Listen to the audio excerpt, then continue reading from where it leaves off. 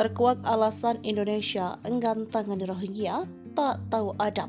Gelombang kedatangan manusia perahu Rohingya yang terus terjadi. Meski tanpa izin warga, mereka mendarat di tanah Aceh. Agar tak diketahui warga, biasanya mereka mendarat tengah malam. Data dari United Nations High Commissioner for Refugees di Jakarta menyebutkan kedatangan pengungsi Rohingya ke Aceh sudah 4 kali. Pertama tanggal 14 November 2023, sebanyak 194 orang tiba di Pidi. Lalu 15 November 2023, sebanyak 147 orang juga tiba di Pidi. Ketiga pada 16 November 2023. Ratusan pengungsi Rohingya tiba di Buron dan ditolak oleh warga. Akhirnya rombongan tersebut bertolak ke pesisir pantai kawasan Ulema dan Aceh Utara. Dan terakhir rombongan pengungsi Rohingya mendarat di Sabang pada 29 November 2023. Kedatangan mereka terakhir menuai protes dan ditolak oleh warga karena dinilai merasa tidak nyaman dengan tingkah laku imigran Rohingya yang meresahkan. Informasi dihimpun seraminews.com Rabu 29 November 2023 menyebutkan bahwa para pengungsi Rohingya yang berada di kapal-kapal tersebut